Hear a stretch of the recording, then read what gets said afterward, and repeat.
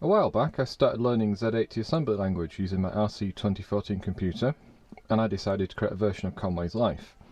The code I wrote worked, but it wasn't that efficient, and the simulation was measured in seconds per frame rather than frames per second. It was pretty slow code. This is an explanation of what I did to make it run faster. It's also an explanation of how to optimize your own code. So maybe if you don't understand Z80 assembly, you can still follow along with the general ideas I'm explaining. It's more important to have a working algorithm than one that's perfect. Optimisation tends to create less readable code, and if it's less readable, it's going to be harder to debug, especially if you're still figuring out how the code should work in the first place. If you make the code work first, later you can optimise it and easily spot things that don't work anymore. Once you have a working algorithm, maybe it needs rewriting as you now understand the problem better. It might feel like you've wasted time making the first version, but without it you wouldn't be here. Your brain sort of needs to work through the problem a few times before it fully understands it. Programming is an iterative process, and every program is different and full of unique challenges that get very implementation specific. It's quite hard to search for the solution to the specific problem that you've got. A bad algorithm will always be a bad algorithm, no matter how many clever tricks you use. In my case, I went about writing life as if it was a 2D grid, because that's how I was visualising it in my head. But computers don't store data as 2D grids. To them it's all just one long list of data.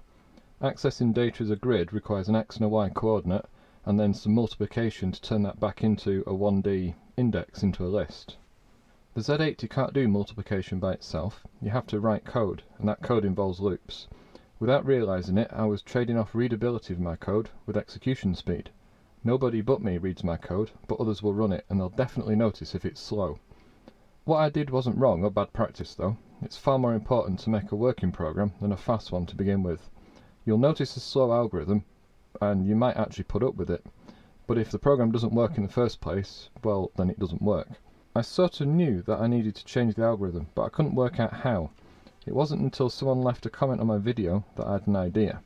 They didn't completely explain a better algorithm, but they did give me a different way to tackle the problem, a way that didn't involve any multiplication by the Z80. As programmers, we love abstracting problems out to their most general form. It means two unrelated problems can often be solved with the same technique, or it makes something difficult easier to understand. Thinking it's just a 2D grid and we go around the grid looking at neighbouring squares is easy to imagine, and the same code can work for every square on the grid, even those tricky corner and edge cases. We just need a bit of logic to recognise we're in one of those situations. This is where my thinking was going wrong. I was trying to treat every grid on the board the same. Instead of doing this, I should have been looking for patterns. To help figure this out, I turned to a tool I've used for programming ever since I had my first job, Microsoft Excel. Because inside Excel you can create grids and tables and work things out visually. It's just like a giant piece of graph paper, except you can move the cells quite easily. And I made really big use of this. You can see on the screen at the moment I'm trying to work out how to find parts of the grid. So the grid is split into 9 distinct areas, and they are the 4 corners, of which each one is different. Then there's the top and bottom rows, the left and right edges, and the middle. The middle is the easiest place to code up, and it's what most implementations focus on. You take a square on the grid, and you calculate the 8 surrounding cells to work out how many neighbours exist. We're still thinking in 2D here, but recognising the middle is different is an important step. The 4 corners are special, and each needs its own specific logic, and there's no way to generalise this. However, it's only 4 corners, so it's not really a big deal. The edges though, they also need their own specific logic, but this can be more generalised and applies to long runs of cells, so there's potential for more optimisation later. So far we've been treating the cells as a grid. However, a 2D grid is an abstraction, and that makes the code easier for people to understand. To a computer this isn't actually a grid, it's just a one-dimensional array. So each row is just stuck to the previous. If you remember back to the original algorithm, it mentions a 2D array and a nested for loop to go through the grid one row at a time. This is insanely slow. A common way to improve the speed of an algorithm is to unroll all the loops and to eliminate nested loops if at all possible. If we change how we're thinking about this and make it a 1D array, we can completely remove the loops. So instead of scanning through the 2D grid a cell at a time in X and then Y, we can instead start at the first cell and step through the entire list one item at a time until we get to the end. We're still doing the same number of cells, but now we don't need to do the multiplications to convert a 2D coordinate into a 1D index.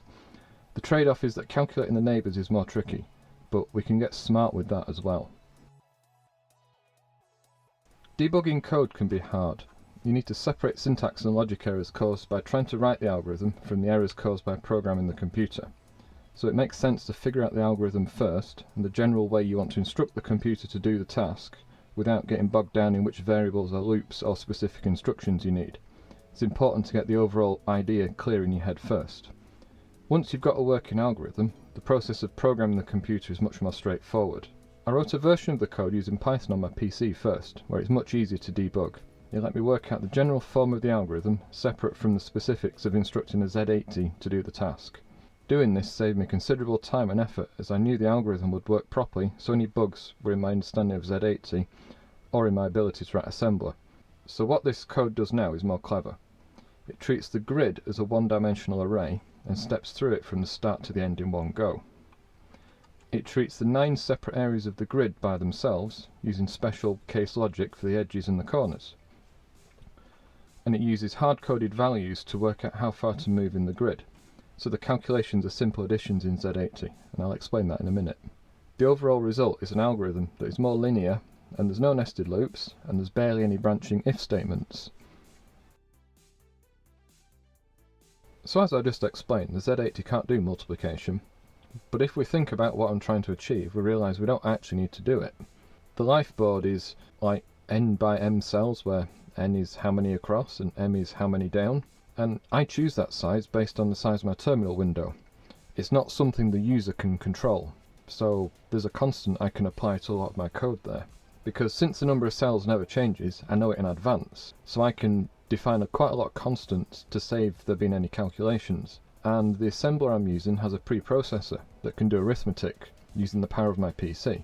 I can then hard code as many values as I can think up. For example, the top right cell is at index 79 in the list of cells because I made the grid 80 by 25 in size. This also means the bottom right corner is 80 by 25 minus 1, which does involve multiplication. But if I make the assembler do it, I can just insert 1999 into the code by hand using the assembler's macro preprocessor. And I use this technique everywhere. The code is just full of hard-coded values and constants. Now that's something we're sort of taught not to do as programmers, because your code shouldn't just be full of magic numbers everywhere that make things work. Except these numbers aren't magic, and they're all labelled with descriptive names as constants at the top of the code. After getting a decent algorithm sorted out and the code working, I can now start to look at ways to simplify the code. An algorithm is quite a high-level way of thinking, and turning an algorithm into working code often involves more steps than you think you need.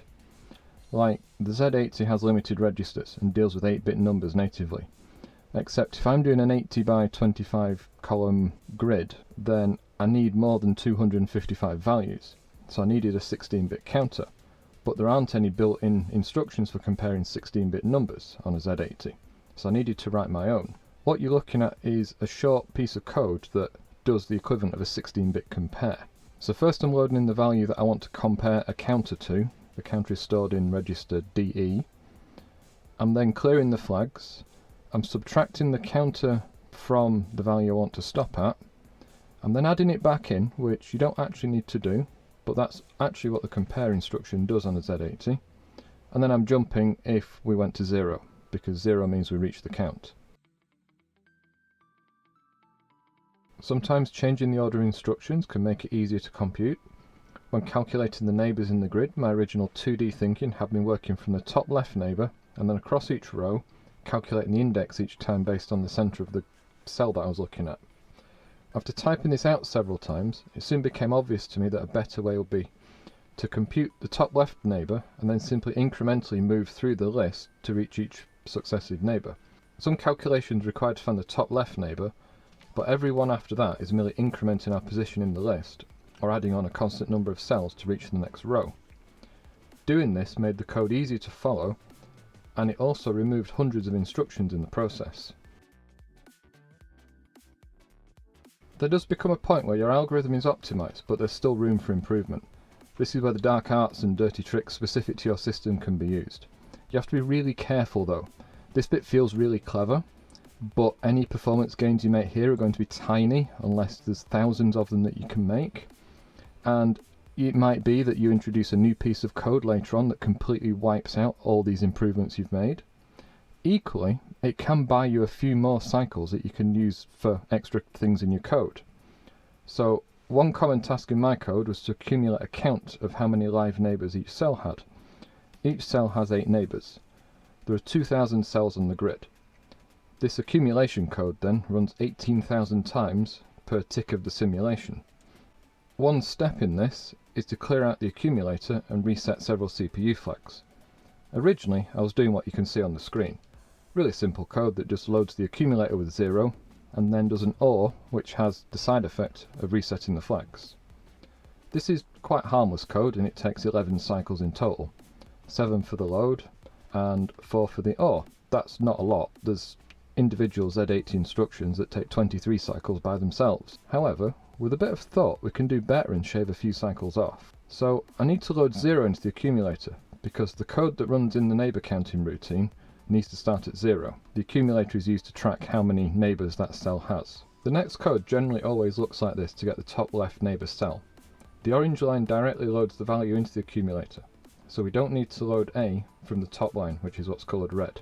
This would save us 7 cycles per cell. Or, well, exclusive OR, we could do something else. A side effect of the exclusive OR is that if you XOR the register with itself, it not only sets it to 0, but also clears the flags, and an XOR only takes 4 cycles. And then we could use the shorter 4 cycle add instruction in place of the 7 cycle load instruction we had before, and that would reduce our cycle count from 11 down to 8. However, there's a point where you start getting diminishing returns on this, and it all becomes a bit academic. Assembly programming is full of this kind of thing. At the start, cycle counting sounds like some mystical dark arts that doesn't make any sense, but then after a while, looking at how many instruction cycles an instruction takes just becomes another thing to think about. While running my code, I noticed odd behaviour cropping up when the simulation was running.